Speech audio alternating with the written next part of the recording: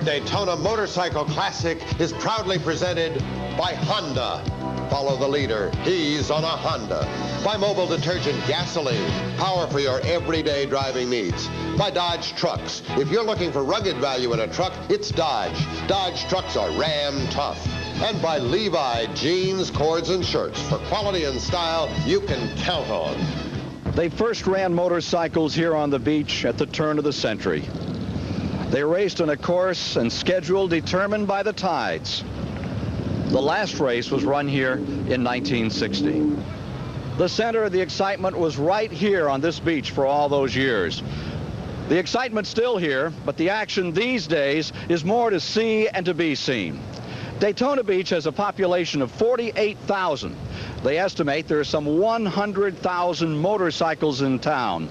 Now add to that the folks that came by plane, van, car, train, even a few on a skateboard, and you get some idea as to the immensity of this event. But the centerpiece to it all is the motorcycle competition. Over the years, it has become more intense. The purses have grown until the Daytona Motorcycle Classic has become the richest and biggest motorcycle race in the world. The focal point for that competition has moved some 2 miles inland to the world's center of speed, the Daytona International Speedway. And standing by there is America's premier motorcycle journalist, host of his own weekly motorsports program. Here is Dave Despain. Thank you very much, Ken Squire. We're about to witness a three-ring circus of two-wheeled competition. We'll start with Superbike road racing. The kinds of motorcycles you can buy in a dealership. Production bikes put in racing trim, hurtling around this track at 160 miles an hour. Then the rough and tumble action of Supercross. Motocross racing on a man-made track right in front of the main grandstand. And finally, the culmination of this 43rd Speed Week, the Daytona 200. The richest, most prestigious motorcycle race in the world. Helping us to cover the road racing action here at Daytona, two-time 200 winner, Dale Singleton. Dale, Daytona's the big plum. That's right. It's definitely the biggest, most ultimate goal of all racers' mind here today. My own career, Dave, stemmed from a 100cc amateur race here back in 1973, a credential that finally matured into a decade of international motorcycle racing. And to the Superbike racer, it's the same story. He's looking to accomplish that big feat here this afternoon.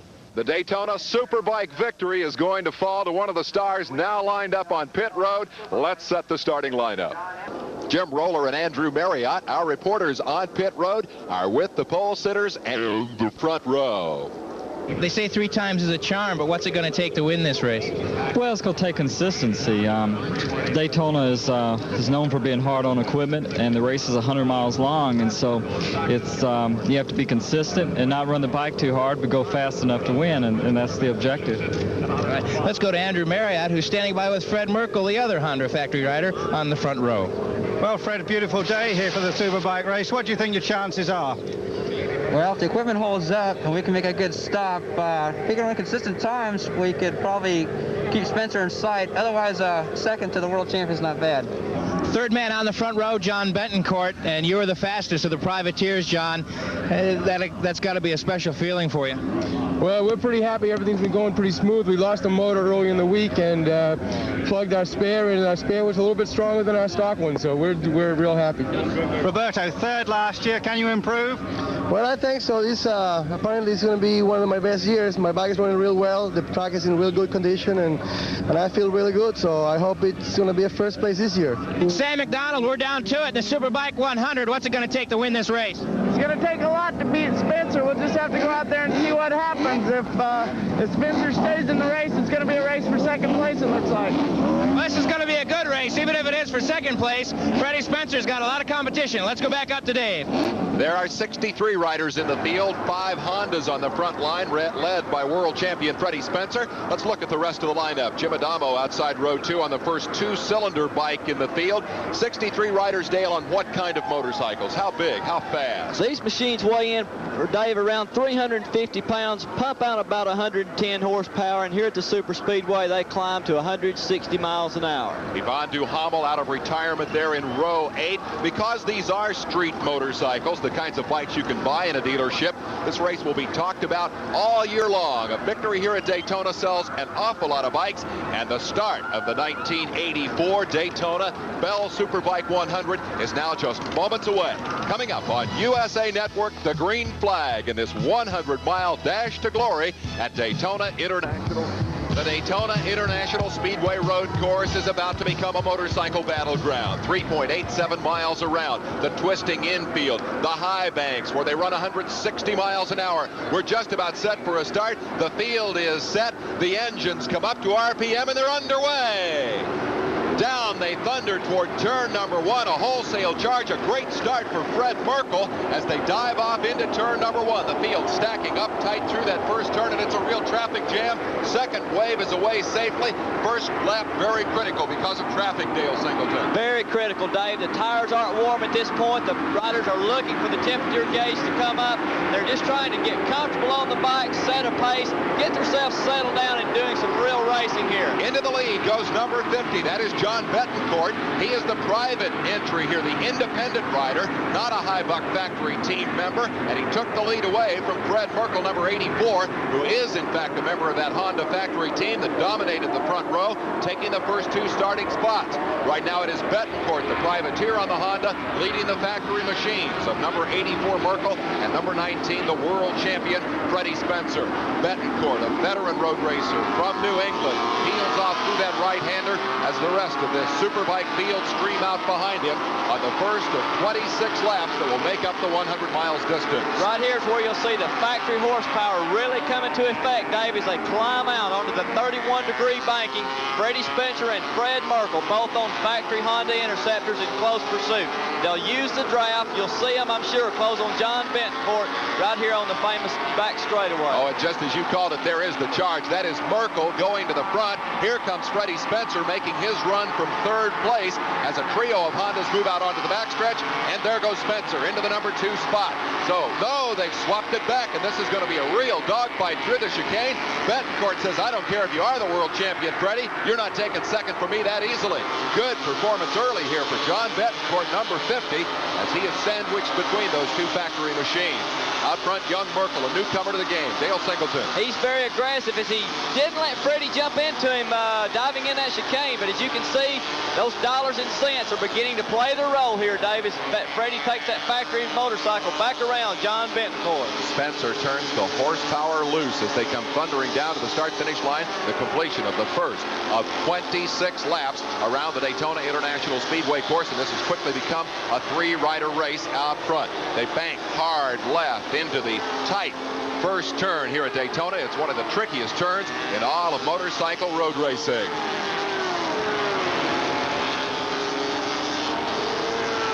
As the field worked their way back toward the International Horseshoe, the battle up front between the 2 factory Hondas of Fred Merkel and Freddie Spencer, and they've been joined in that fray by John Bettencourt, the privateer rider from Massachusetts, who is also on a Honda, but it is the 2 factory back machines that run in the 1-2 spots as they work the infield on the second of 26 laps that will comprise the 100 miles distance. There you see Merkel, the youngster, number 84, leading Freddie Spencer.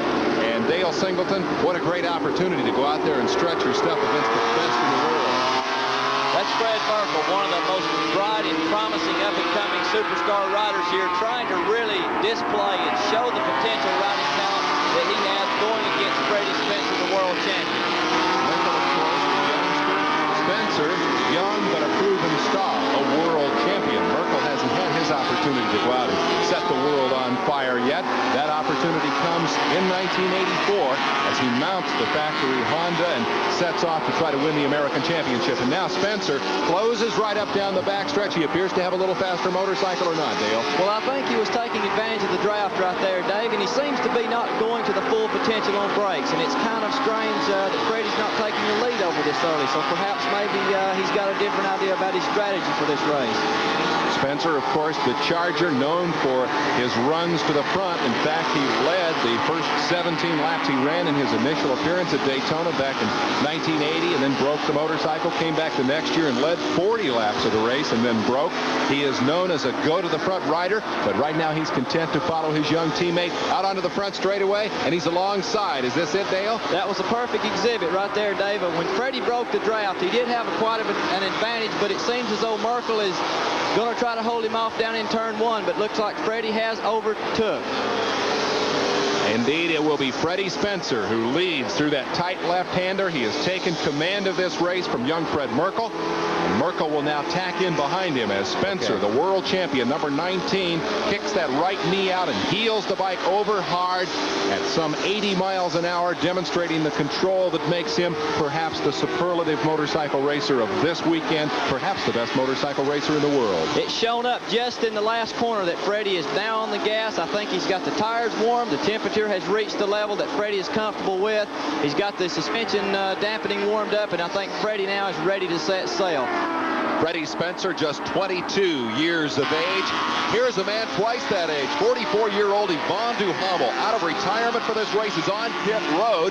There is a problem for Duhamel, who started in 33rd spot, and in just a couple of laps had charged up to 18th position. That's a big disappointment. He's one of the great names in this sport. He last appeared at Daytona way back in 1976. Came out this year and said he was going to give it another try as Spencer leads the way. Let's go to Jim Roller on pit road and find out what has happened to a man whose attempt at a comeback here at Daytona has been aborted early on in the 100. First time in 8 years back at Daytona. It ended sadly. What happened? Well, on the lap I came in, as you see, the engine started to burn oil, so we don't know what happened, but I didn't want to keep going because it was burning oil and leaking oil too, so I just stopped. I don't know. Sad way to end your day. Got to be a big disappointment for you. Yeah, it is, because I had a fairly good start. I was gaining position. I was getting there, and I feel warm, and machine handling was good, braking was good, and boy, I was enjoying myself a lot, and it's too bad that I just did, what, 3 laps or something like that. I just can't. Well, good luck next time out. 44 years old and out of the race. Dale, I hate to see that. He established himself with such a high name in road racing, it'll be one hard to forget. Well, here is your leader up front, as we said earlier. Yvon Duhamel at 44. Freddie Spencer, only 22 years old, but he is a 16-year veteran of motorcycle road racing, and right now he is leading the biggest Superbike race of the year. The world champion, number 19, already beginning to overlap traffic here during the early running of this event. It still has an awful lot of miles to go. Behind him, Fred Merkel and the rest of the field strung out in the 1984 Superbike 100. How frightening is that wall, Dale, when you're running at the top of the 31-degree banking? Well, especially the way that Fred came onto the banking then, and the slower rider pushed him out near the wall. That gets you in a very frightening experience sometimes, Dave, at that kind of speeds. They're entering that banking at roughly 110 miles an hour. There, Merkel works the speed upwards of 150 miles an hour, and then onto the brakes hard, and we see him racking that throttle on and off. What's he doing there, Dale? He goes down, and he's shifting the bike down a couple of gears, Dave, and he's going in probably in 3rd gear, accelerating out the other side. You can see him climb high here and go near the wall to use the advantage of the banking as the degrees drop off, and gives the bikes a bit more speed. You can follow the banking, the lines that they're exercising here. Calamity corner is not a problem for here at bikes at Daytona as they hit the apex coming off of turn 4. Merkel brought it way down low, now streaks across the start-finish line. There you see his nemesis, number 19, Freddie Spencer, is the leader in the race, and Merkel at this moment is some 6 seconds back in the number 2 spot. The 2 factory entries are running 1 and 2, and that's certainly no surprise, Dale. Fallen motorcycle, a crash on the course, has taken rider number 233 out of the competition, Glenn Berry of Bartow, Florida, and his Honda is being pushed away. He is one of the privateer entries here, and that backstretch chicane traditionally has taken a toll at Daytona. It's a very tricky corner. You see the black skid marks out there. Singleton, did you ever lay any rubber down on the chicane that looked like that? I sure did, Dave. Years ago, I crashed in the chicane very similar to like that Glenn Berry just did. good. What a tough break for him. He was looking brilliant here in this race this afternoon. He don't appear to be injured. He's sitting on the side there.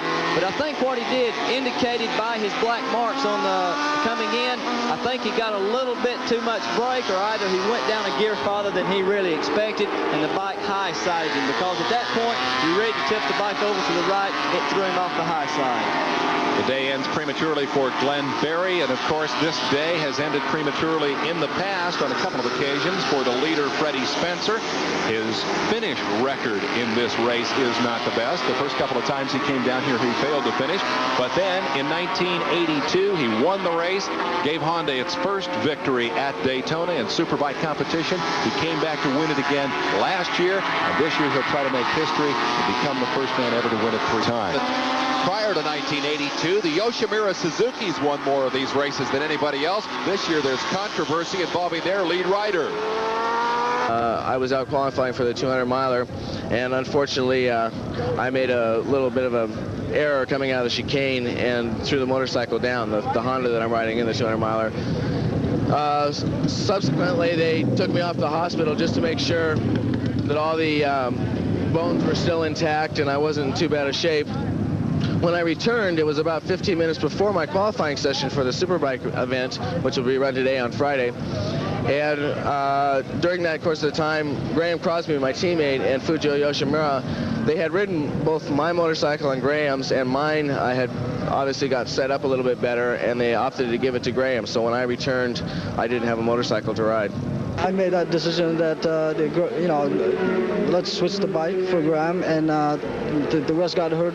I heard it's pretty bad, so he may not be able to make the time trial, and we waited till last minute, and but again he showed up the very last second, and that was it.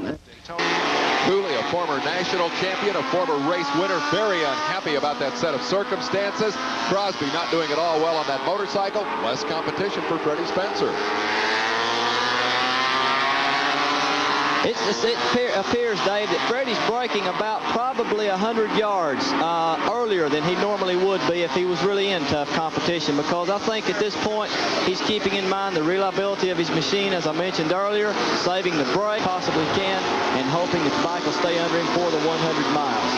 Of course, Freddie Spencer has to consider the need to refuel that motorcycle. He cannot run the full 100 miles distance here on the gasoline that's available in the tank. More on that story from Pit Road at Jim Roller. Dave, the story today is fuel stops in pit lane. Some teams feel they can go all the way with no stops. Team Honda says they have to stop. They'll be bringing their riders in on lap 15 or 16. Some teams topped off the bikes right before the start of the race. They will try to go all the way, and the big question is, can they make it? Number 19, Freddie Spencer, the race leader, beginning to ponder the pit stop option, which is coming up here very soon.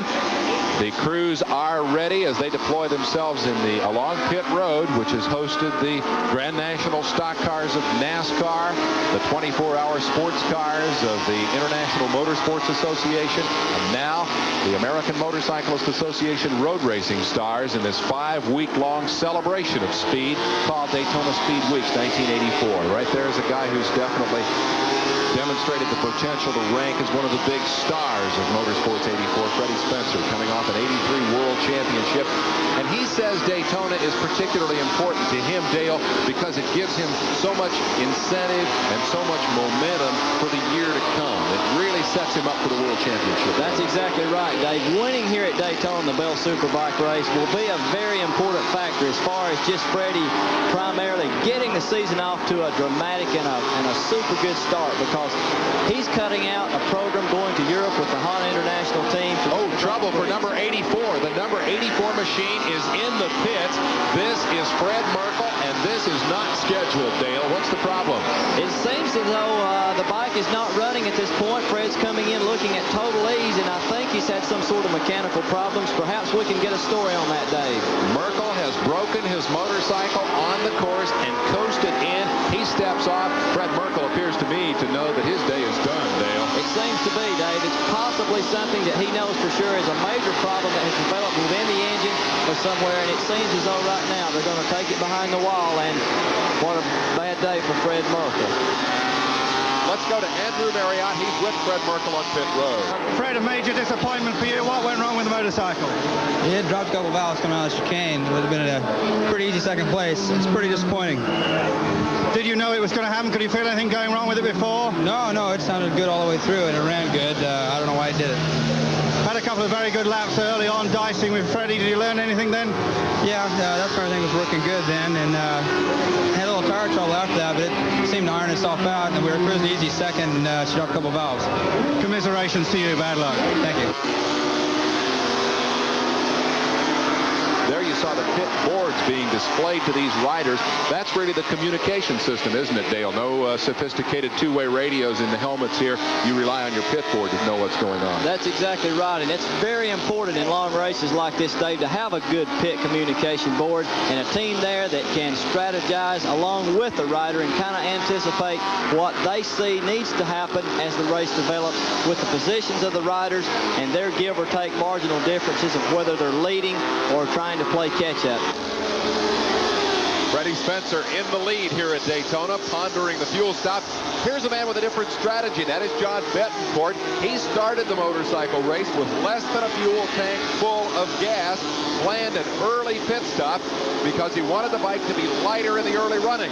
Now he's going to go back out there and try to run down Freddie Spencer. To find out about that strategy, let's go to Jim Roller. David Hoyle is John Betancourt's team manager. John really is running a fine race, David. Yes, he's running up there right now with Sammy McDonald. Came up and passed us, and he's getting it back now. His lap times are starting to come down considerably. You know, he's pushing hard out there. I hope he has enough gas. You know, the gas is always a different situation. When he starts riding hard, he uses a lot more. So I'm kind of worried right now myself. Here's the number 50 of John Betancourt. Betancourt on his pit stop slipped back into third position. He fell a position behind Sam McDonald, who has not yet made his pit stop. We would anticipate that Betancourt, having made the early stop, is now a contender for second place, perhaps a contender to win the race. He made the early pit stop. Remember, Betancourt out of the New England racing family of the Betancourts. His dad a racer, several brothers and sisters, all of whom are motorcycle enthusiasts and racers of various types. Betancourt has set himself up very nicely with an early stop here and is now making whatever run he can make at Freddie Spencer. And number 29, Sam McDonald, will very quickly become part of this story as he considers his...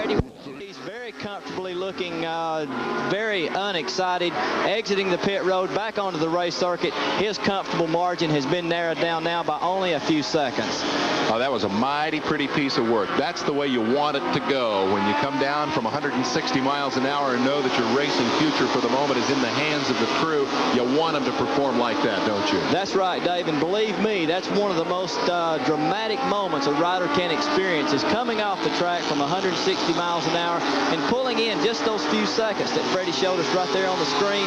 That seemed like he sat there, I bet, in his own mind for 10 minutes, because you, from a 160 to just an almost immediate standstill, it's something that it seems like it just goes on forever. Sam McDonald has also been in for fuel. That's a bike he borrowed from the Honda factory, and it has been serviced by the factory crew here this afternoon as he runs inside the top 5. Freddie Spencer at speed at Daytona. Earlier we asked the world champion to describe for us a lap of this 3.87-mile circuit seen in the Bell 100. I'm accelerating up the front straightaway to about 160 miles an hour. And I'm already preparing for turn 1 because it's the most difficult turn on the racetrack for braking. As you can see, I stand straight up going into the turn. I'm going from about 160 down to 70 miles an hour. Going through turn 1, I sit up, exiting the turn as much as possible to get maximum traction. Then I tuck in, which is for less wind resistance, so I can get maximum speed down the straightaway. Then I put my knee out for turn 2, which is almost like a breaker, but it also is a feeler for me going around the turn. Then I exit turn 2, and then I tuck back in for, like I say, for less wind resistance, and get ready for a fast left-hander, which I stay tucked in as late as possible, so I can keep my momentum going. Then into the horseshoe. The horseshoe is the slowest turn on the racetrack, but it's very important because you want to stay as tight as possible. That way you get a good drive off the turn.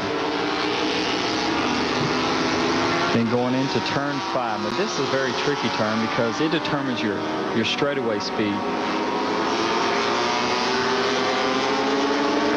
You sit up as much as possible over the bumps, and then you tuck in as early as possible because there again, wind resistance plays an important part. I stay very high up on the banking, and then I wait as late as possible to drive down off of it to use the momentum to carry me down the back straightaway. The wind was very turbulent all week, and so I was going down the back straightaway. I stayed very close to the wall. And then as I'm entering the chicane, I sit up, which acts almost like a windbreak. And then I go through the right-hander and try to make the right and left as straight as possible to get a good drive up on the bowl again. And I stay very high. The 750, the Superbikes, don't have as much power as the 200-mile bike, so you try to use the banking as much as possible. And then I drive down the banking and onto the front straightaway again. And he makes it all sound so easy. Freddie Spencer, big leader in this race, but there's a big battle shaping up right now for second place, and here they are. Here's the battle for second spot. Sam McDonald and number 50, John Betancourt, in a great war over second position. Betancourt is holding on to that spot now. McDonald is trying to take it away from him, and they are about a minute behind Freddie Spencer, hoping that something might go wrong with him, but much more intent at this moment on what has become a great battle. This is a good race, Dale. It's exactly right. You can see Betancourt and McDonald negotiating the infield and trying desperately to keep their lines as smooth as possible because this is a race. Those guys are out there and they're full hammer.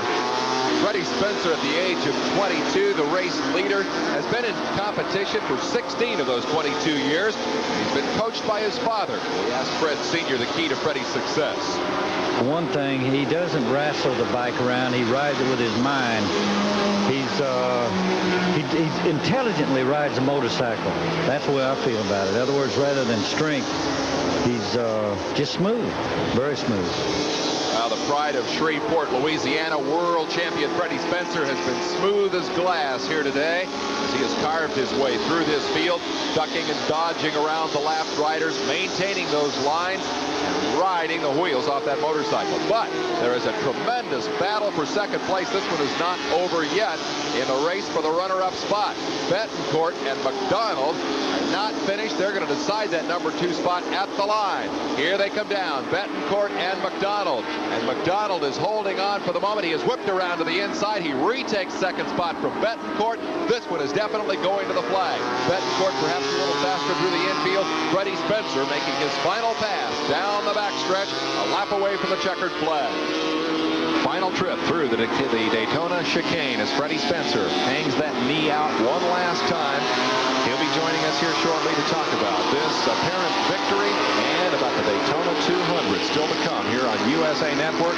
Spencer, the pole sitter for that 200-mile Formula One battle that is coming up. And he's trying to do the double for the first time in history, win the Superbike race and the Daytona 200 all in the same weekend. Here comes Freddie Spencer down to the line. And ladies and gentlemen, number 19 will win the Bell Superbike 100. Freddie Spencer has made history. He is the first man to win this great race 3 years in a row. The world champion and his factory Honda have conquered the minions of privateers, turned back the challengers, and once again, Freddie Spencer will ride to victory lane in this, the biggest Superbike race in the world. A happy moment. But as Freddie Spencer acknowledges the crowd, there is still a sensational race going on. It is the race-long battle of Betancourt and McDonald for the runner-up spot. Now, they're almost a half a lap behind Spencer, but look at this combat. Around the high banking goes Sam McDonald. He's alongside as they run wheel to wheel for the number 2 spot. McDonald and Betancourt are hooked up in a scuffle and is going right down to the flag. There is lap traffic ahead of them as they come into the chicane. That tight left-hand kink at the end of the backstretch that slows these motorcycles down. Through the chicane they go. Oh, and a rider right in front of them, almost coming off his bike. That could have been a big problem among one of the pack markers. Now the charge is on for the number 2 position. Here they come. Betancourt and McDonald down to the flag to decide the runner-up position in the Bell Superbike 100. To the outside goes Betancourt. Here comes McDonald. McDonald with about a 2-bike length advantage. Betancourt trying desperately to grab the slipstream. No, it will be Sam McDonald who grabs that number 2 spot. What a finish for the runner-up honors here in the Bell Superbike 100. McDonald looking back, waving. Betancourt pulling up alongside and offering the handshake of congratulations.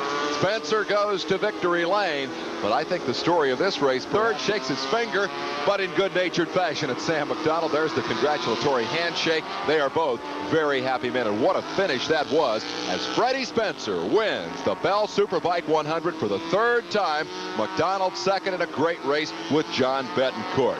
Our pit road reporters are Jim Roller and Andrew Marriott, who's with the pole sitter, Freddie Spencer. You've never won this 200. You won the Superbike race, and you've done that 3 years running. Now, could you be the first man to do the double? Well, I hope so. That was one of the goals that I'd set for myself earlier this year, and it's what I've been working toward, and we'll find out about 2.5 hours from now. So it's a very important race for you?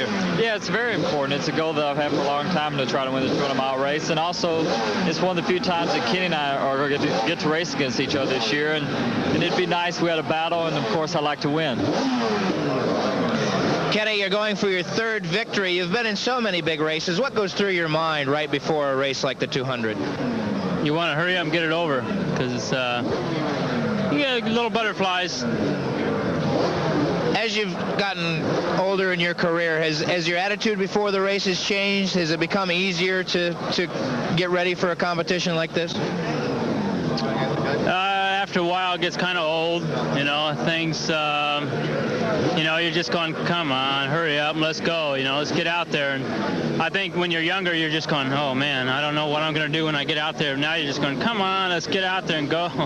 So it just, it's like a job, you get used to it. Hey, with me down on the grid, fellow Englishman Ron Haslam, third fastest in qualifying, and my tip to win the race. What do you say about that, Ron? Well, I hope it comes true, and it's a long race, and you never know what's going to happen in it. Well, really, I'm hopeful I can get a bit better than last year. Last year, I broke down quite early. I'm hoping just to finish the race and just get a good result. A little bit cooler today. Do you think that'll help you, particularly tyres? Tyres are a bit of a worry, aren't they? Yeah, it's got to help the tyres. That's the biggest problem you get. Well, that and the engine.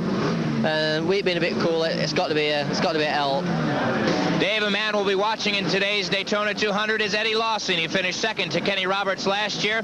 Teamed up again with Team Yamaha. Eddie, what about this year's 200? Well, I tell you, it's such a long race, you know, anything can happen.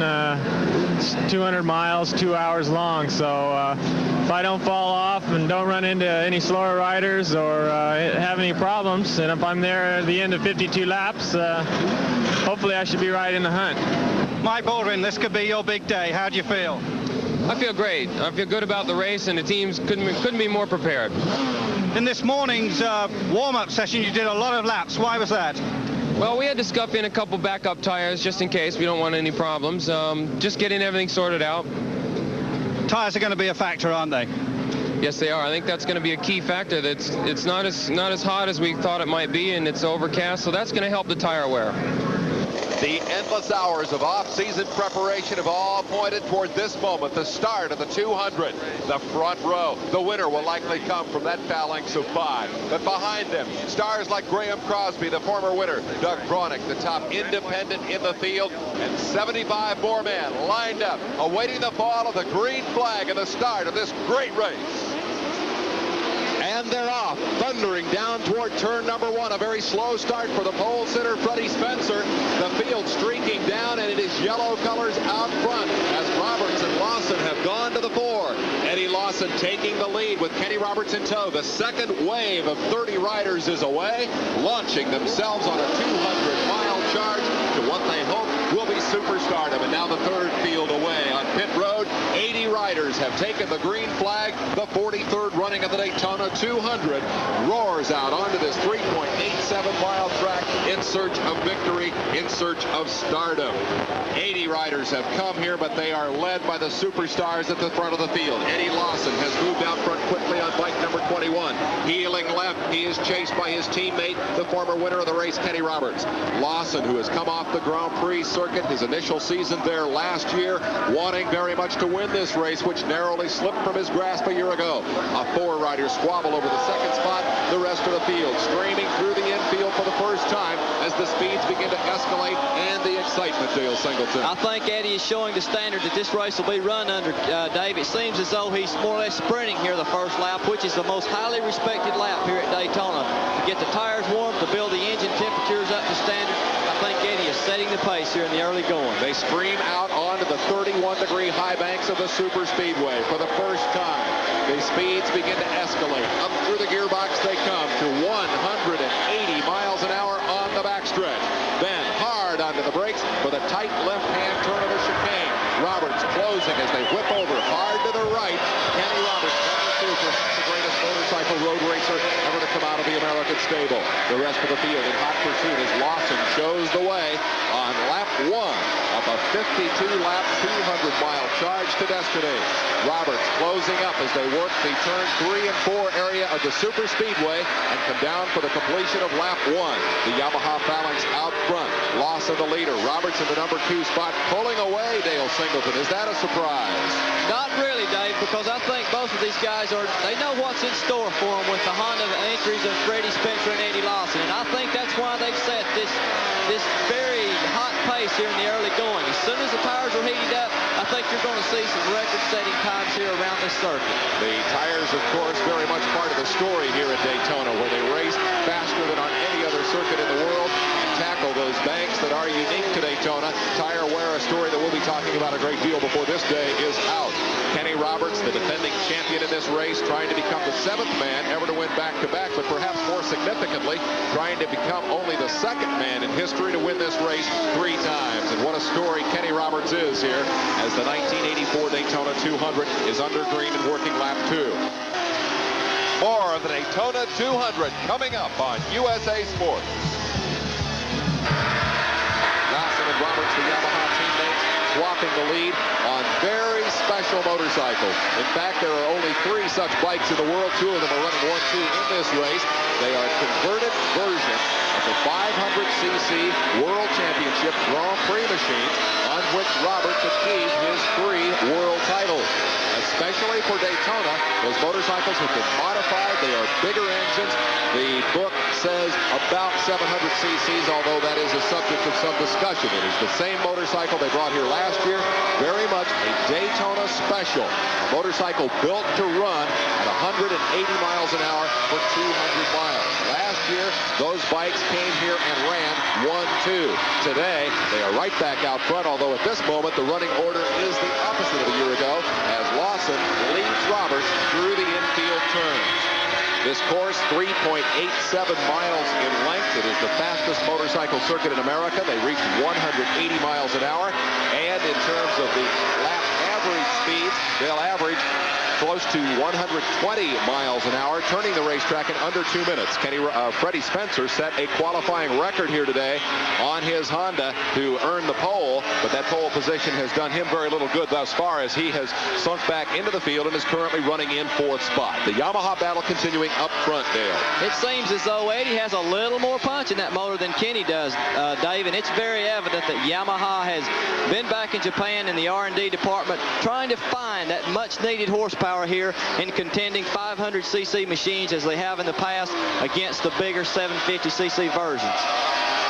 What a superlative matchup of personalities this is. Kenny Roberts, who's been in this game since 1972 when he emerged as a professional, moving up tight on the rear wheel of Eddie Lawson, whipping to the outside. They are side by side, 160, 170, 180 miles an hour. They hurtle down to the stripe.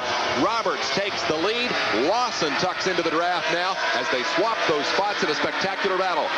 Lawson had a notion back on the inside, wisely elects to let Roberts show the way as number 2 and number 21 to demonstrate this superlative motorcycle control that is the key to getting around this racetrack quickly. And they are already beginning to overlap some of the slower riders in the field as Roberts and Lawson go to war here. That's an incredible showdown by the Yamaha factory riders, Dave. I'm very surprised that they're not receiving the competition that everyone had expected early here in the early going, but Kenny and Eddie Lawson are demonstrating exactly what they did here to Daytona in 1983. Andrew Marriott has a report on pole sitter Freddie Spencer. Freddie had a rather slow start. Was there a problem? Intentional tire warm-up. We found that to go that long a distance, it's best to run about 3 laps at 4 to 5 seconds slower and then make your move. Matured Eddie Lawson with 1 Grand Prix season under his belt. He has come here this year with a great deal more determination. He knows that Kenny Roberts is in the waning years of his career, and he wants very much to become the 3rd generation star here as he continues his quest against Roberts, and now looks like he has a notion to try to put a draft past. We didn't really get through that story, Dale. The lead motorcycle punches a hole through the wind at 180.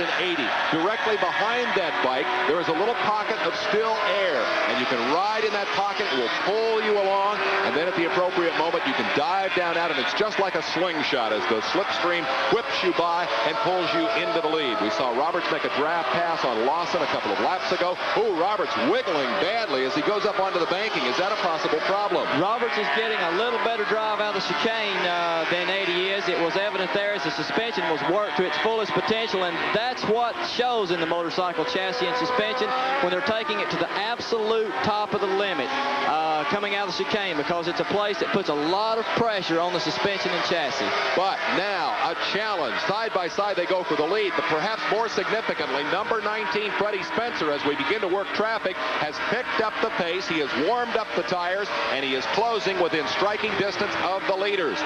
We see number 19 trying to close through the traffic here as Roberts leads Lawson down. A real traffic jam, and there is Freddie Spencer. Number 19 has definitely closed up, and this has become a 3-rider race. It is exactly what we expected. Dale Singleton, Roberts, and Spencer, and it really is no surprise to see Lawson make that a triumvirate, and now the battle is set.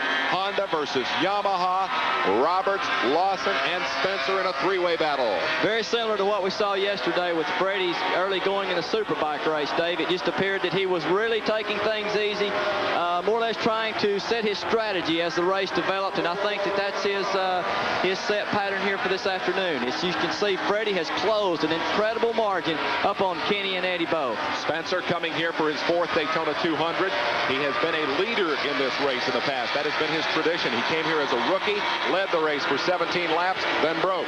Came here the next year and led it for more than 40 laps, and then broke, and then had a great story in 1982 that we'll be telling you more about. But this year, Freddie comes in as the world champion. He went to Europe last year for his first full season. He dethroned Kenny Roberts. He took the crown, and at the age of 22, Freddie Spencer, number 19, is the reigning king of motorcycle racing worldwide. He wants to beat Kenny Roberts, but for Roberts, it becomes a grudge match. He lost his title to Spencer a year ago. Now he's come back to Daytona to try to beat Freddie Spencer and show one last time that he is still the greatest road racer America has ever produced. They are in traffic on the front straightaway. To the low side goes Lawson. Roberts moving to the high side, and Spencer will draft with Roberts. They are 3 abreast at 180 miles an hour as they move down toward turn 1. Incredible competition. Dale, when you're running that close together at that kind of speed, you've got to have a tremendous amount of faith in your fellow man. That's exactly right. Those riders right there in the drought situation and how all those slower traffics were scattered out, they had to precisely pick their moves when very much in advance to make a move like that. That was some incredible racing by those 3 talented young riders. Lawson taking the lead from Roberts. Spencer applying that vice-like pressure. The Yamaha Honda battle very clear there with the 2 yellow bikes out front, the red and blue following in 3rd spot. The interval no more than 10 to 15 bike lengths first to second, and Spencer sitting there directly in the draft of his rival, his adversary, Kenny Roberts. Well, it's a changing of the guard story most certainly here, because Roberts made history by going to Europe and becoming the first American to win the championship. Then Roberts announcing his retirement a year ago. Freddie Spencer taking up the American flag and carrying it off to Europe and trying to follow in the footsteps of King Kenny, and he certainly did that magnificently as he nipped Roberts by the narrowest of margins last year to win the world title. This is the rematch. Roberts whips to the low side. Spencer goes to the high side of a lapped rider. Freddie Spencer around the outside. Side by side go the 700cc Yamaha, the 500cc Honda, and and as they go down into the chicane, it's too close to call. Roberts will give up second spot reluctantly. No, he dives back to the inside and outbreaks Freddie Spencer at the chicane. What a race. That's incredible, Dave. I've never seen racing competition like this early in the Daytona 200. In the past, this race has been more of a 200-mile endurance race, but as the increased technology has developed within the factories, the engines have become more reliable. It's just incredibly how they go in a sprint race fashion here at Daytona. Well, it has indeed become a 200-mile-an-hour sprint. We'll talk a lot more about strategy before this grueling quest is done. Right now, the strategy is clear-cut and simple. Grab a handful of throttle and hang on and watch out, because there are a couple of more guys right there in that pack willing to do just the same. It is a spectacular event. They are averaging nearly 110 miles an hour as we move 5 laps into this 26 laps of check that, this 52-lap struggle. Freddie has just overtaken Kenny to be running second now behind Eddie. It seemed that he got a much better drive off of turn 1, and now Freddie Spencer has moved up into that second slot and is looking for the slipstream of Eddie Lawson by the time they get to the banking. The question very quickly becomes, how long can this keep going on? Because at that kind of speed, these riders are taking incredible risks. There is a fine line between perfection and disaster on a track like Daytona, where you run the kind of speeds that we see here. Spencer has definitely mounted the charge. He has moved up now to challenge Eddie Lawson for the lead. Lawson went to the front. He played the rabbit. Roberts tucked in behind him. Spencer went back into the field to 5th spot. Got a terrible start, a very uncharacteristic Freddie Spencer start, then turned up the wick, hunted down the leaders, and is now looking for that top spot as they stream out onto the high banking yet another time. We cannot say enough about the tremendous terminal velocity here. These motorcycles at 180 miles an hour. It's almost inconceivable to imagine riding at 3 times the national speed limit on a tire contact patch that's about 8 inches square on each end, but that's what they do here lap after lap. Spencer with Lawson in his sights. Lawson the leader. Spencer charging as they exit the chicane, drive out onto the high banking, and he's in very good position to pick up the draft here, Dale. That's for sure. That's what Eddie's looking to, Freddie's looking to do to Eddie at this moment, riding in the slipstream, and he's just figuring out, coming off the apex, where would be the best place to break that draft, make the move, and lead Eddie Lawson for the first time across the stripe here at Daytona. As they come to the start-finish line, Lawson on the low side, Spencer around the outside has taken the lead. A slower rider trapped Lawson for a moment, and the Honda has gone to the front for the first time here at Daytona. A very unfortunate thing there for Eddie Lawson, Dave, because as he was charging down to the stripe, a slower rider, Eddie tried to drop down on the inside, but he failed to get by him. One of the things we're noticing here is a significant amount of wiggling on these motorcycles. We're going to look at it as they exit the chicane and move up onto the high banking and try to get Dale Singleton to perhaps analyze what's happening there. It is happening with all of the front-running motorcycles. It is a function of the speed that they run here at Daytona. Speed is very much the issue in this Daytona 200, and at this juncture, early in the race, Freddie Spencer has more of it than anyone else. We'll be back with more of the action right after this exclusive 3-hour USA Sports telecast of the Daytona Motorcycle Classics. You saw this man, Freddie Spencer, win the Bell Superbike 100 for the 3rd time. Now, Spencer is out to do what he has never done. That is win the Daytona 200. To do that, he must beat these 2 men, Eddie Lawson and Kenny Roberts, who currently run up front in the battle of the factory teams at Daytona. I've seen so many strategy changes this week, Dave, especially between the factory riders. The way Freddie handled it yesterday. There goes Kenny breaking the draft, making his move on Eddie. I think he'll easily come back into the slipstream, and the 2 riders on the factory Yamahas crossing the stripe here at Daytona. Kenny has taken back over in 2nd position. Roberts perhaps making his move here. We must keep in mind the pit stop strategy. All of these bikes must make at least 2 pit stops during the course of this race, and we would anticipate that Roberts will come in on lap 17 as he and Lawson battle side by side, approaching slower traffic and also closing up on Freddie Spencer. Meanwhile, Spencer is due to come in also on lap 17. Eddie Lawson will come in a lap after his teammate Roberts. If the pre-race strategy holds, it will be Roberts on lap 17 and Spencer on lap 18. They are teammates, and the Yamaha crew do not want to bring them in together for obvious reasons. That just creates the potential for something to go wrong in the pits. But for the moment, it appears that Roberts has elected to turn up the velocity a little bit and try to reel in his old rival. Old may not be the right term there. His longtime rival at a very young age. Owen Lawson is waving and slipping and sliding all over the racetrack. Does Eddie Lawson have a problem here, Dale? It appears that he's had some kind of tire problem because he threw his hand up acknowledging that maybe he was having problems. Perhaps he was signaling one of the other riders behind him to take over because he's running slower, but it's just really hard to speculate what kind of problem has developed with Eddie's bike, although it was very evident that he was sliding around quite a bit. We'll keep an eye on Eddie Lawson's Yamaha to see what that problem might be. In the meantime, let's take a look at the Honda on which Freddie Spencer is trying to break Yamaha's string of 12 straight victories here. This is state-of-the-art technology in Grand Prix motorcycle competition. What looks like a gas tank on top of this bike is not really a gas tank at all. The gas tank is located down in the bottom of the machine, inside the fairing, underneath that fiberglass shell that's for aerodynamic purposes. These are air vents that actually cool what looks like the gas tank, but is really nothing more than a cover for the exhaust pipes that run right up along there, directly under the rider. On the back, the most radical development of all, that's a radial tire. First time in the history of motorcycle road racing for that development. It's quite an impressive motorcycle, and obviously these guys are pretty proud of it.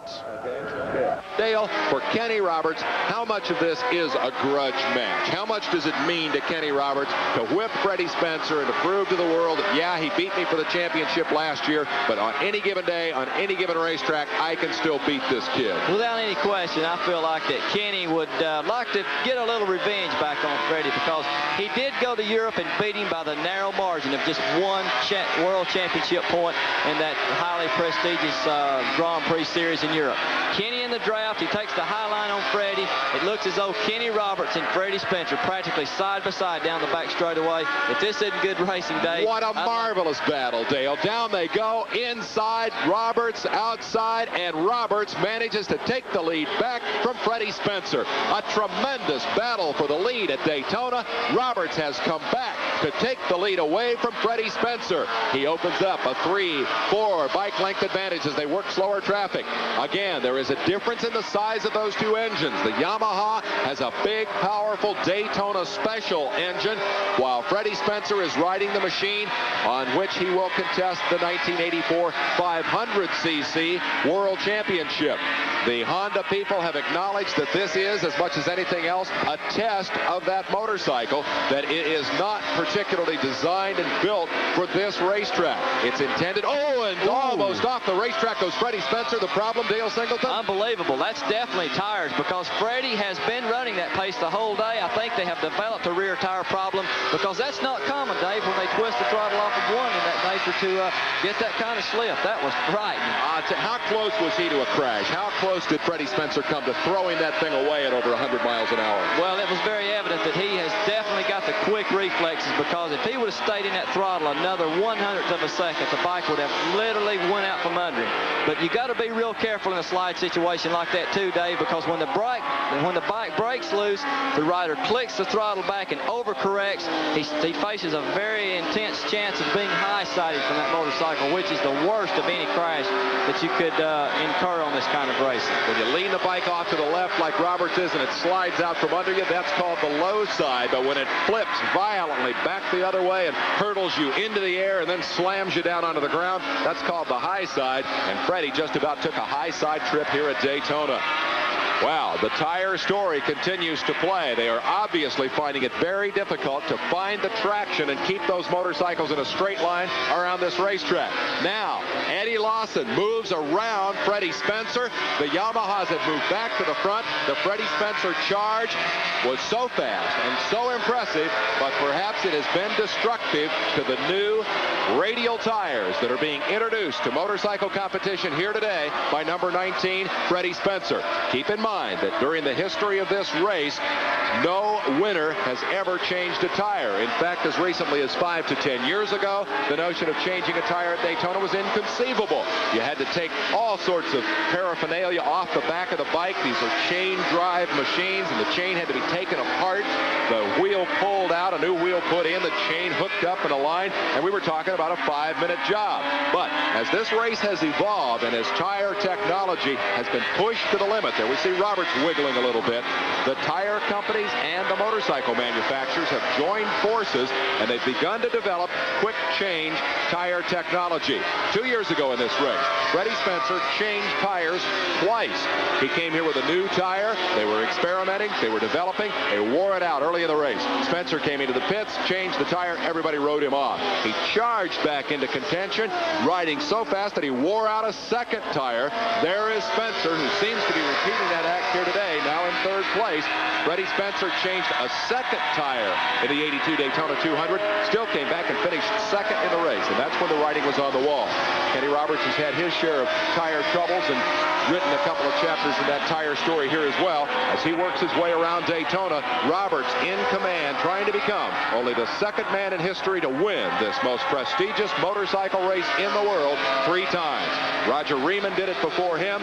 Now Kenny Roberts has launched that quest here today, and we're getting very close to that gas stop. As Roberts works his way out onto the banking, we should be seeing all of the leaders coming in within the next couple of laps. Here is the second place battle as Lawson leads Spencer down into the chicane. Dale, the pit stops. How crucial, how critical, and how quick? Here at Daytona, the pit stops are something that is very, very important in riders' times.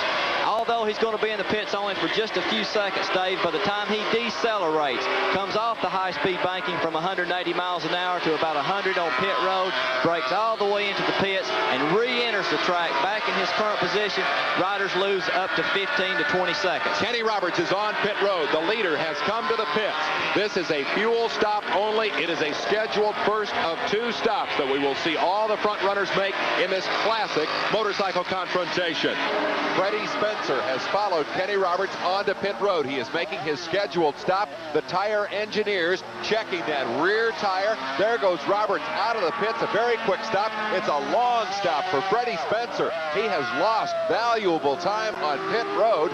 Roberts has opened up his interval over his rival Spencer. And number 21, Eddie Lawson, with a pit stop still ahead, has taken the lead in the Daytona 200. Eddie Lawson, the leader, is in the pits. Lawson making his scheduled pit stop. In quickly, the Yamaha crew going to work. You see the tire engineers inspecting that rear rubber. Here comes Kenny Roberts to the line. Roberts will flash down across the stripe. He will pass Eddie Lawson, who is still on pit road. It is a long stop. They are pushing the bike over the pit wall. We will see a tire change on the lead motorcycle.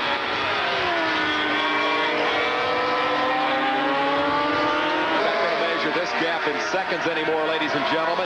This is virtually a wheel-to-wheel battle because Freddie Spencer has now closed within 4 to 5 bike lengths of Kenny Roberts. The 1983 World Championship battle, a season-long struggle between these 2 great riders, is being relived here today in the opening round of the 1984 Championship Motorcycle Competition.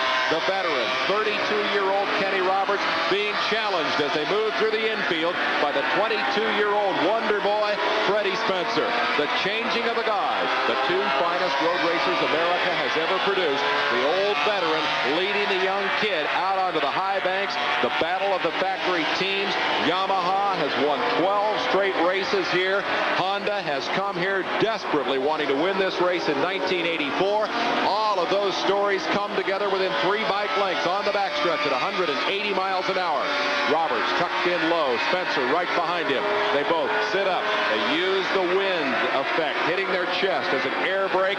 They dive into the chicane, flip back over to the left, back hard onto the throttle, and out onto the high banks. And Freddie is now beginning to feel the effects of that draft, Dale Singleton. It's incredible, Dave, the competition and how the racing has been here this afternoon. This is some of the best racing in the 200 miles of Daytona that's been known. It's something very important as far as the careers of these 2 men are concerned. Freddie going over, winning the World Championship, coming back to Daytona.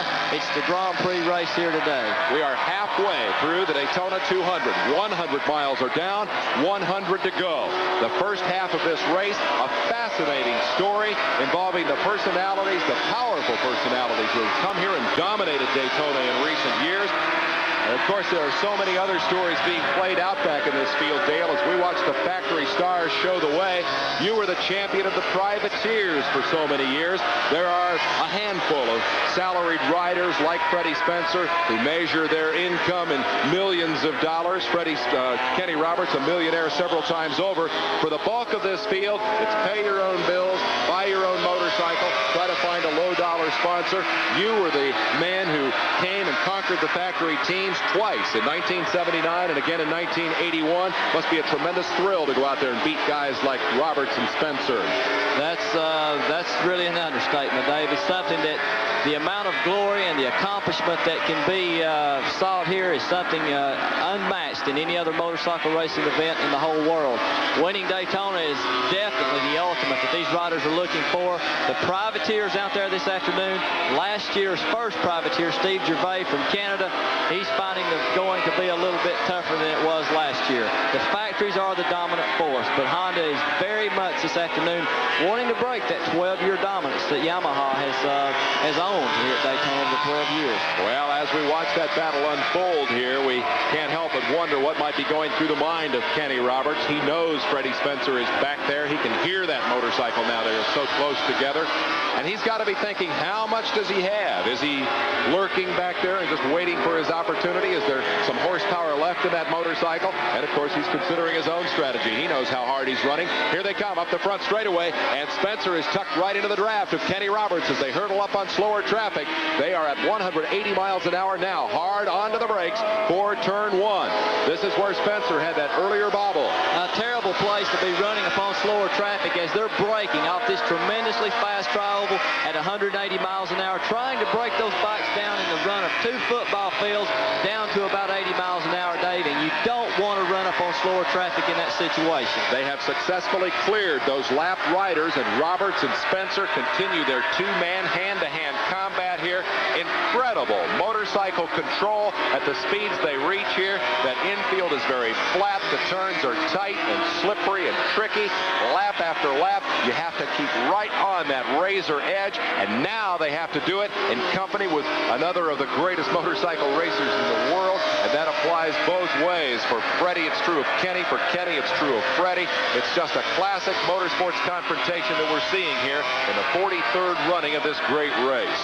The way this race is developing right now, Dave, it's kind of where their strategies are going to be pre-planned for them, because, you know, what they can think about and mentally prepare themselves to do after that second pit stop is dictated by the positions they're running right here. If both these riders pit within 1 or 2 laps of each other, taking on their last fuel stop, that is going to create a last dash for the finish line. The sprint race is going to involve the last 16, 17 laps. I think you just said a key word, Dale Singleton, and that is sprint race. We've alluded to it a time or two in the past for years. Look at this action. Down into the chicane they go. A lap rider in front of them. Roberts comes to the outside. Freddie Spencer had a notion there, but he had to back out, Dale. That was unbelievable. That was a remarkable move by both those riders. That slower rider could have literally slammed the door on both of those riders, killing that very important drive coming out of the chicane that adds up to those extra miles an hour they achieved coming around the long tri-oval headed for the stripe. Down they come to the start-finish line. Roberts and Spencer at war at Daytona. Roberts leading Spencer in the draft. Up to the outside he goes. What a classic confrontation. Dale Singleton, you and I have been coming to this race for a lot of years. The nature of the Daytona 200 has changed dramatically. 200 miles distance for years and years and years was an endurance contest. You used the term sprint race just a few minutes ago. What we used to see in Daytona was everybody trying to build a motorcycle that would run the full distance. Somebody had the right combination. They would go out and run away with this thing. It was an heroic accomplishment. It was a tremendous moment. What it was not was wheel-to-wheel motorcycle competition. In the last 2 years, this race has changed. I have never seen as intense a race for as long at Daytona as we're seeing here today. If this race goes into the second and last pit stop, Dave, you're going to see what will end up being the most competitive, most exciting Daytona 200 race in history, because like you mentioned earlier, it has never gone this long with 2 riders of this famous caliber this close.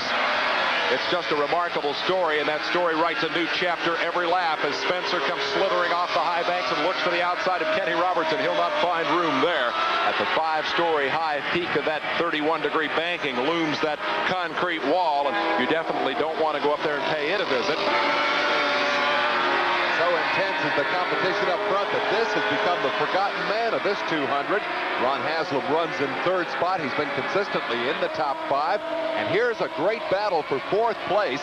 Eddie Lawson on the yellow Yamaha is charging after the 4th place man, Mike Baldwin. Now, Baldwin is the teammate of Freddie Spencer. He's on a different motorcycle from Spencer's. And right now he's feeling the hot breath of Eddie Lawson, who had to change that tire on the pit stop. They're well over a minute behind the lead duo of Spencer and Roberts. But they've got themselves a good little battle going as they work through the tight right-hander in the infield and prepare for the charge out onto the high banks. A lap rider directly in front of Mike Baldwin as he feels the hot breath of Eddie Lawson behind him. Now they heel over hard to the left, setting up for the run onto the banking. Lawson dives into the inside, and what a move by Eddie Lawson as he squirts under that lap rider, whips around Mike Baldwin. Lawson has taken over 4th spot and quickly begins to open up the interval. Eddie Lawson looks like he wants to repeat the Freddie Spencer act of 2 years ago and move back to the front. Here are the leaders in the 1984 Daytona 200. We'll be right. Robertson, Freddie Spencer continue to battle. There's Spencer slipping and sliding again.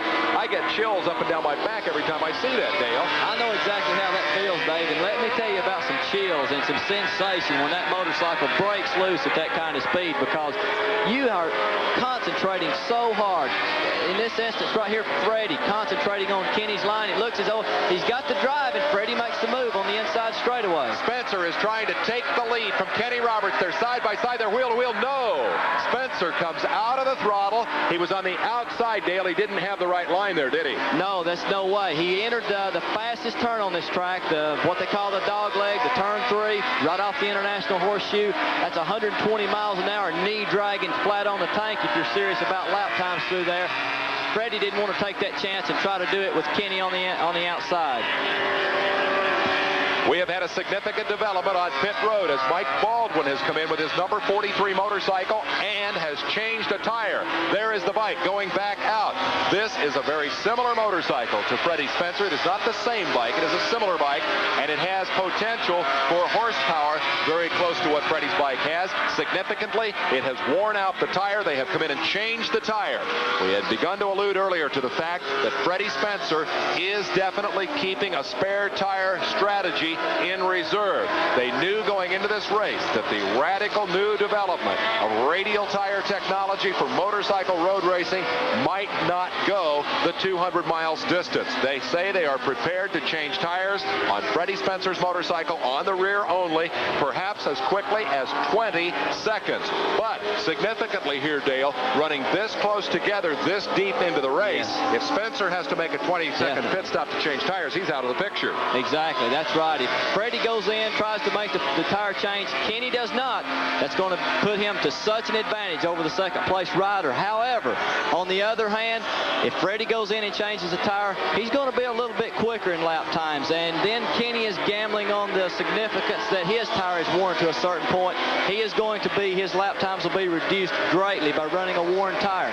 Freddie with a new tire may have a chance to catch up. It really depends on the nature, the speed of the pit crew, and how fast they can get either of these riders back onto the track after making that crucial tire change. A very significant development here, Dale, and I want you to tell me about it. They are running laps here as they approach the second pit stop in the 2:02 range. That was qualifying speed not more than 3 or 4 years ago. They ran one lap at 2:02 to try to get on the pole for this race. They're racing at 2:02 here today, and let's get specific about this. We are looking at 115 mile an hour race average. What's that doing to the motorcycles? What's it doing to the tires? And what's it doing to the men? You made the best point there, Dave, when you said that 2:02s 2 or 3 years ago, that's what a rider was a goal in his mind for a lap time to set him on the front row for this 200-mile race. The tire engineers, you can bet they're in the pits right now with raised eyebrows, hoping their tires can go and withstand this kind of pressure, wear and tear that these guys are applying to these tires at these incredibly fast speeds, with the heat, with the horsepower that they develop coming onto the bowl here at Daytona. But what about the riders, Dale? I mean, you used to have to go out in qualifying and put it all together to do one lap at 2:02, and then you came back on race day 4 days later with a 200-mile-an-hour strategy, and you guys went out there and lapped in 6s and 7s, 206, 207. You dropped the speed down 5, 6, 7, 8 miles an hour on race day to make the bike go the distance. Now they're having to run qualifying speeds for 200 laps, 200 miles. Can they keep that concentration level up? I think they can, and I think what's relevant more than anything else to that factor is the fact of the technology that has been increased here. The better handling bikes, the better chassis, the improved engines, the horsepower output, the better braking, and of course the tire war comes back into a significant point here. These bikes are much better. I think the riders are not having to work incredibly hard to keep these 2:02 lap times down, because I think they have the equipment under them, and as the technology improves, I think you're going to see even faster and faster times build as the years go on. What's important here is the competition. You've never seen two guys, two world champions, Americans, go head-to-head for so long here at Daytona. What will become vitally important in the next couple of laps is those pit stops. Team Yamaha and Team Honda are marshaling their forces along pit road, plotting strategy and hoping to get their riders, Kenny Roberts and Freddie Spencer, in and out in a matter of 3 or 4 seconds. Heading up those crews are two of the best-known names in the business of motorcycle preparation and motorcycle maintenance, the crew chiefs who ramrod. Oh, here's Doug Bronick, a privateer. No fancy crew chief for him. He's an independent rider. However, for the leaders, backing Kenny Roberts is Kel Carruthers, himself a former world road racing champion, and now the man who handles the preparation of Kenny Roberts motorcycles. And similarly, in the Honda pits, awaiting Freddie Spencer's arrival, Irv Kanemoto, a man who is a legend among two-stroke road race builders, and the man who helped prepare the bikes which carried Freddie Spencer to the 1983 World Championship. They're two of the finest motorcycle preparation experts in the world, and it will be their crews who go to work for Team Yamaha and Team Honda respectively, and try to get these two great champions in and out quickly, get them back out onto the racetrack for what is going to be an absolutely breathtaking sprint to the finish in the Daytona 200. That pit stop should now be just a little more than a lap away for Kenny Roberts, if indeed the strategy holds. Here is Freddie Spencer going to the outside. They are wheel to wheel at 180 miles an hour as they flash across the stripe at Daytona. Dale, it just goes on and on and on. This is unbelievable. It's incredible, Dave. I've never seen this kind of competition. These two riders are treating this 200-mile race like it's an 80-mile Grand Prix sprint race or something. They're just handlebar to handlebar, wheel to wheel, and braking as hard as they can. Me being a former rider, I can just look into as a spectator and see the obvious illusions coming from those bikes as far as the suspensions and chassis. How those bikes are responding to the incredibly fast riding these two riders are putting on them. We cannot overemphasize the fact that these guys are not out here cruising around waiting for the last couple of laps sprint to the finish. They are running 2:02 laps, and I cannot overemphasize the fact that 5 years ago a 2:02 was a breathtaking trip around Daytona. It was a qualifying lap. Now they're averaging 115 miles an hour around this racetrack. Lap after lap after lap, they run right at the edge. Two equally matched motorcycles, two brilliantly talented stars are in an unprecedented war for supremacy at Daytona International Speedway. On pit road comes Mike Baldwin, number 43, and he's got a tire problem too. Baldwin has been running as high as 4th in this event, but as he pulls on pit road, you can see that rear tire chunking off pieces of rubber, and they're definitely going to have to change another tire for Mike Baldwin. Well, that story has played all day long, and it really looms now, because Freddie Spencer riding a motorcycle from the same stable, Team Honda. This is the second tire change on this bike, and you can't help but recall that earlier incident in which Spencer was doing all that slipping and sliding around on the racetrack, and wonder if he could possibly go the distance without a tire change. Baldwin, a frustrated man as he sits here thwarted once again in his quest to win the Daytona 200. He's an American national road racing champion, a man who has great aspirations to go off to Europe and become a world champion of Freddie Spencer's caliber. He's older than Spencer. Spencer's beat him to the world championship, but Baldwin would very much like to claim that title. The tire has been changed, not as quickly as they had hoped. That was not a 20-second tire change. Baldwin is back out onto the racetrack. Let's go back and look at that earlier slip and slide affair by Freddie Spencer and see if this might have been a tire problem. He's in turn one, and the motorcycle just goes all over the racetrack. In stop action, we see the violence of the skid and the miraculous recovery by Spencer. Was it a tire or too much throttle? That is the question, and it could be the question that decides the issue here on USA Sports as the Daytona 200 continues. Daytona 200 like this one. All of the stories have come together. It is all riding on the shoulders of these two great champions. Kenny Roberts, who confesses he doesn't like Daytona all that much, is being challenged yet again by Freddie Spencer on the backstretch. Roberts says that Daytona is not the kind of track that suits his style particularly well, even though he's been one of the dominant personalities on this track over the years. Roberts acknowledges that this is not his favorite place to race, that he doesn't think 180 miles an hour on a motorcycle is particularly fun. That oh, there's the signal for Roberts. He's coming to the pits. I think so. That was Roberts giving the hand signal there to Freddie. I believe Kenny will be coming around and taking the pit road exit on this lap. He let Spencer know that, I believe, so that Spencer would not run into the back of him, and they are coming in together, ladies and gentlemen. The two leaders are on pit road. This is where the real race will develop right here. Let's see which one of these factory teams can pull it out and get these bikes replenished with fuel back on the racetrack the quickest. The Honda crew has gone to work on the rear wheel, and Freddie Spencer is going to get a new... No, he's not. They pushed him away. They checked the tire. The gear was there. It looked like they might make the change. Spencer has gone back out after a much longer pit stop than Kenny Roberts. Roberts was in, bang, got the fuel back on the racetrack. Spencer, they lingered for a few moments as they took the time to really check that rear tire. Dale, I thought they were going to change it. Roberts was in for 3 seconds actual stop time on pit road. Spencer, perhaps a 6 to 7 second stop, and that translates into an awful lot of real estate on the racetrack. Kenny reaped the biggest advantage definitely in that pit stop, as it was obvious. He came in, Yamaha gave him the gas, they looked at the tire, everything seemed to be okay. I think, Dale Singleton, that there is room to wonder if everything is okay with Spencer's bike. As he came on pit road, they actually had the wrenches on the rear wheel ready to make the tire change. At the last instant, the decision was made. Send him back out onto the racetrack. And so now, Freddie Spencer has to confront the question, will that tire go the distance, and can he catch Kenny Roberts? Think about the intense pressure on the guy who had to make the decision on Freddie Spencer's tire.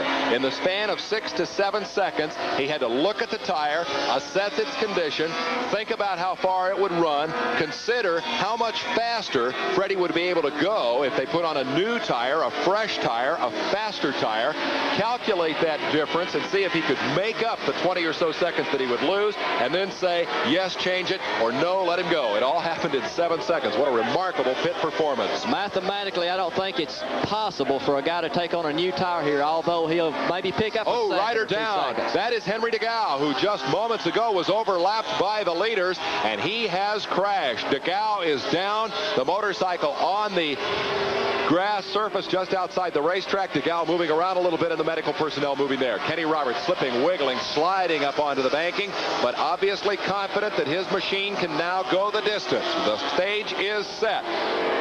The breathtaking sprint to the finish is going to come now. And Dale, we ponder what we saw earlier today from Freddie Spencer. He fell back into the field in the early running. He charged up, caught the leaders, took the lead, ran right up front. Then he made his pit stop. He got out. He was slower than Roberts. He caught him from behind again, ran him down from 5 or 6 seconds back, retook the lead. Now they've come into the pits together. Roberts with the better stop gets away. Spencer has to do it again. I wonder if you think he's capable of catching Kenny Roberts yet again. I think that what's going through Freddie's mind at this point, and he is aware that he has not changed a tire, of course, Dave. He's out there and he's looking at his lap boards. He's figuring out if he's gaining or losing on Kenny. He's trying to sense the adhesion that he has compared to early going in the race. And that's something very important, because Kenny is in the same situation. Now, there is a tire story of a different sort developing on pit road. Independent rider Doug Bronick has a front tire problem. Let's go to Andrew Marriott for a report on that. Doug Brownick, a leading privateer. You're out of the race. What happened? Well, we had this problem earlier in practice, and we thought we had it cured. The front tire would rub the fork brace at real high speeds, and it overheated the tire, and the tire blew out. You had no opportunity to change the tire? Well, we're changing it right now. So you may go back on the racetrack? We'll be back out there in just a few minutes. The tire change is complete, Dave. The new wheel has arrived. Doug has jumped over the wall. He's going to help. Yes, he's directing operations. Well, he is a motorcycle mechanic. He knows what he's doing. And that is real enthusiasm for you. He has no chance of a top 10 finish now with that Yamaha, but he wants to get back in the race. Well, they're getting the wrenches out. The nuts are going on. Doug there working away. Well, what that does for his adrenaline, I've absolutely no idea. Now he's getting dressed. The gloves are going on, the oil-stained hands. Last minute checking. He throws his leg over the tank. He's ready to go. An AMA official is just checking to see that everything's safe. Well, that's a very wise move. Doug's heart must be pumping now. He's going to get back on the Daytona racetrack in just a few seconds, and yes, they're pushing him off. Well, there goes a real enthusiast. Thank you, Andrew Marriott. An unusual front tire problem for Bronick. Rear tire questions for the leaders. Can these two men, Kenny Roberts, number 2, the leader, and Freddie Spencer, who comes exiting out onto the racetrack some 6 to 8 seconds behind Kenny Roberts, can these two men go the distance with the rubber on their motorcycles? The engineers in the pits made the judgment. Yes, they can send them back out, and now it's all in the hands of these two riders as Kenny Roberts and Freddie Spencer prepare to decide it all here in the Daytona 200. It's so much the responsibility of the rider, Dave, to determine just how hard they can go, just how hard they can push those tires, how far can they lean them over. That's something that has to be determined while the riders are on the racetrack, because in this remarkably fast pit stops that you make here, the technician can't come around and tell you the condition of the tire and tell you what it's doing and what he feels like. He just has to take a look at it, and like you mentioned earlier, make a split-second decision on to put a new tire on or send their riders back out onto the circuit, keeping in mind the safety factor that's very, very important here in the tires. Kenny Roberts working turn 1 at Daytona. His teammate Eddie Lawson will be in momentarily for a stop. His pit schedule running just exactly a lap behind Roberts. The interval from first to second has grown by a couple of seconds. It was about 7 seconds when they came out after the pit stop. So in fact, Spencer has dropped back a couple of seconds, and it remains to be seen whether that's a trend that will continue. As expected, here is Lawson's pit, and they're awaiting the arrival of number 21, who's flashing down the far end of pit road now at over 100 miles an hour, then hard onto the brakes, into the pits. This will be a fuel-only stop for Eddie Lawson, who is scrambling to try to get back up with the leaders. He led the race early, changed the tire, fell back to 4th, but he's now very close on the racetrack to number 316, Ron Haslam. Both of these riders are looking for a record, going in the record books here this afternoon. If Kenny wins the race, he'll become only the second rider to claim the 200 victory 3 times. The situation with Freddie is he'll become the only rider to win both the Superbike race and the Daytona 200 on the same weekend. So both of these riders, not even to mention the point of just building the foundation for Freddie going into Europe to defend his World Championship title, and Kenny capping off kind of the twilight of his career, adding another Daytona 200 victory to his very, very long list of accomplishments. I think that's a very significant point, Dale. The motivation for these two riders is very, very different here. Kenny Roberts told me on Wednesday of this week that he came to Daytona reluctantly. He really wants to quit racing motorcycles. It's still fun for him, and he enjoys it, but the old thrill of doing just what you saw right there, wiggling that motorcycle around at 150 or 160 miles an hour, just isn't there anymore. It isn't the kick that it was when he was 19 or 20 years old. I think Kenny Roberts is ready to turn the sport over to younger men. Like Ron Haslam, for example, he's the 3rd place rider. He's coming in for his routine pit stop now. That's going to change that battle, perhaps, between he and Eddie Lawson over 3rd place in this race. Haslam, the Englishman, in quickly for fuel. His factory Honda back out. Singleton, your opinion of Kenny Roberts' future? I think as well, Dave, Kenny is ready to kind of get out of the fast lane of motorcycle racing, living out of a suitcase, being gone away from home all the time. You know, he has a couple of children. Kenny is becoming more of a humble type family man, and he's ready to appreciate the more sentimental things that life has to offer rather than just traveling all over the world and banging handlebars with competition throughout the world, winning world championships, and just become one of the highly noted professional motorcycle racers of all time. Well, as most of Kenny Roberts' great victories are behind him, the future looms bright for this young man. World champion, Freddie Spencer. What does it mean, Freddie, to win the Daytona 200? Well, it's very important for us to win the 200. Really, from the standpoint that usually whoever wins the 200 goes on and has a good season. But being America's biggest race, and it's really the only opportunity that we get to ride in front of the home crowd. And it's a very prestigious race. It's one of the races that I've always wanted to win, and so it's kind of like a boyhood dream. A boyhood dream for the world champion Freddie Spencer. For Kenny Roberts, I have to hope that he's not too old to still dream of victory in this great race. I guess having watched this guy compete now for 13 years, I'd like to think that maybe last night on the eve of this great race that sometime during the night, dreams of victory passed through his mind too, because certainly here today he has proven himself once again capable of reigning as the king of Daytona International Speedway. The laps are winding down. Kenny Roberts is leading. We'll be back with more of the Daytona International Speedway. It has become a one-man show. King Kenny Roberts is pulling away from his rivals. No question, Kenny is probably the most versatile, greatest motorcycle racer of all times. Like you were mentioning, Dave, he has won on every kind of course that the American circuit has had to offer. On pit road comes Freddie Spencer. Spencer, number 19, the second place man, has come to the pits. This is totally unscheduled, and I think inevitably must be a tire change. The engineers go to work. Spencer will change a tire. Now the question, can he hold on to second place? They said they could do this in 20 seconds. Quickly, they go to work. Look at Freddie. He looks so frustrated as he stands there. It just must be a terrible feeling, Dale, to stand there and watch them work. That is so unfortunate for Freddie, that what just so highly valued coming here to Daytona, winning both the Superbike and the 200. A frustrated Freddie Spencer. He is anxious to get back onto that racetrack. Now Kenny must keep in mind that Freddie has been into the pits. Kenny has got a commanding lead here, I would say roughly somewhere around 30 to 45 seconds, Dave, so he needs to hang on. Freddie Spencer is away. They have changed the rear tire on the machine that led this race early, the bike that has battled for the lead all day. Spencer goes out with fresh rubber. It definitely was not a 20-second tire change as they hoped they might be able to perform. They did not make the change at the second gas stop as anticipated. Perhaps they should have, because the tire began to wear, and that is going to give us a change, I believe, in second spot.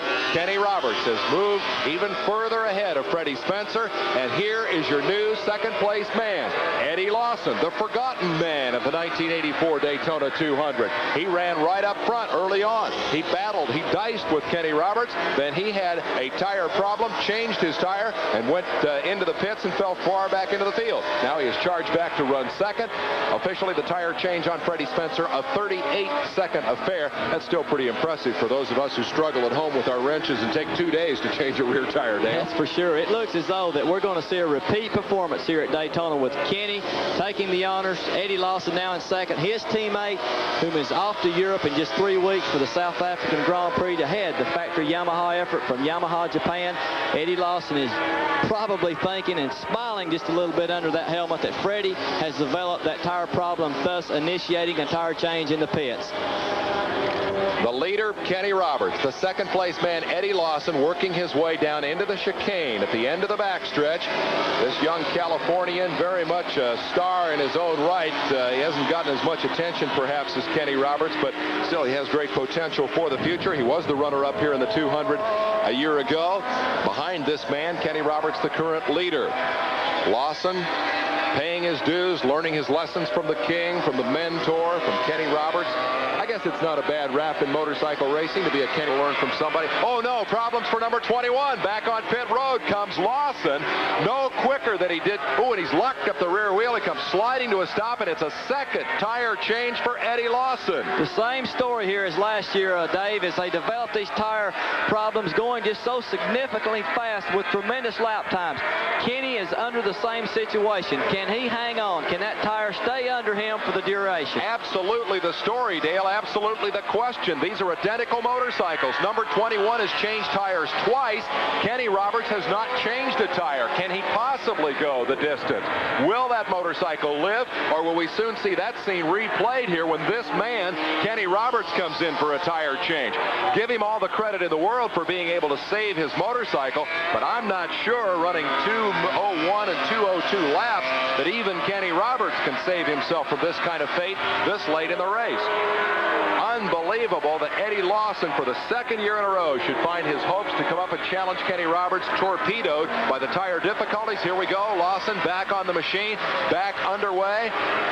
Question, will it fire? That's always a concern when you come in and kill the engine on one of these racers and have to refire it. It does start, and he goes back out in search of Kenny Roberts. Now, at this point, Dale, there is no way anybody out there can catch Kenny on the racetrack, but oh, how he must be thinking about that tire and about all the other mechanical gremlins. As I mentioned earlier, Dave, I think the experience that Kenny has to create a less tire wear problem for himself and still sustain these incredibly fast lap times has been the most advantageous point of his pulling out such a marginal difference here, not coming in and changing the tire. Will that tire stay under him is the big question. The pit stop swaps have changed second position once again. Freddie Spencer back to the number 2 spot, and again chasing Kenny Roberts, who is perhaps en route to his third victory at Daytona, but is likewise concerned about his tire. He's turned the throttle off quite a bit, as you can see. Is very obvious coming onto the banking right there, where probably coming out of the infield onto the banking where the bike is in a lower gear under full acceleration, and the full horsepower has its chance to shift it back from to the rear wheel, accelerating onto the banking. Here's another point, diving in the chicane. When he accelerates onto the banking again, you can see the tremendous movement of the suspension, the overheatingness of the rear monoshock suspension going onto the banking. Kenny is backed off the throttle, and he's trying to be very reserved to make that tire go the full distance. Kenny Roberts is on the 49th of 52 circuits of Daytona International Speedway. When he comes to the line, it will be the completion of lap 50. 50 laps will be in the book. Freddie Spencer in pursuit from second spot. There is Roberts across the stripe with 2 laps to go. Roberts now less than 8 miles away from his rendezvous with the record book, trying to become only the second man in history to win this race 3 times. Easy does it, Kenny, coming off that turn there. He's rolling the power on very smoothly and gracefully, trying to make that tire live for just roughly 8 more miles here around Daytona to chalk up his third Daytona 200 victory. Well, he's done it all. He's won the Daytona 200. He's won the World Championship. He's won the American Dirt Tracking Championship. What is left for Kenny Roberts to prove? It remains to be seen what he's going to do in his post-racing career, but I think we're going to see Kenny Roberts very heavily involved in the sport, both in America and in Europe. And those of us who are longtime fans of this sport are going to hang on to that hope that sometime in the next year or two that he might get to do what Kenny hopes, and that is to take a dirt track motorcycle back out onto the mile and half-mile ovals that are so much a part of American racing history and give that realm of racing one more shot. Kenny'd like to do it, but he's a businessman, and he knows that the dollars just aren't there. It's not worth his while at this point to run 1 or 2 races. He can't make the kind of money that he can make here at Daytona. After all, he is a professional racer. I think his big capacity in racing now, Dave, Kenny wants to go back home, as I mentioned earlier, and spend time as a regular family man and spend time developing and organizing some of his racing teams over in Europe, as he's doing with Wayne Rainey and, of course, with the Eddie Lawson project that he kind of helped develop, with Eddie being Kenny's protege. The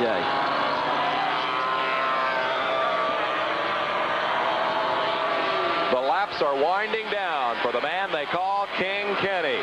Roberts is working his way off the 31-degree high banking at Daytona International Speedway. He is out onto the front straightaway. The officials are standing by watching for Roberts' arrival, and the white flag is being shown. Kenny Roberts has 1 lap to go here at Daytona. Roberts 3.87 miles away from the the checkered flag and history at Daytona International Speedway. And Roberts has backed it down to a 2:05 lap time. He's cruising out there, Dale. Yeah, cruising, 2:05. That was a pole-sitting time here just 2-3 years ago, Dave.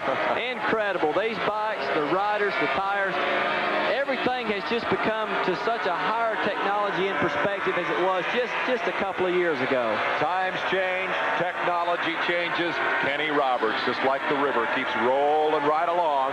His 13th appearance at Daytona. It looks like he's going to beat his nemesis, Freddie Spencer, here today. Spencer got to be pleased with second place for all of the reasons that we've talked about. He, too, is on his final circuit of Daytona International Speedway.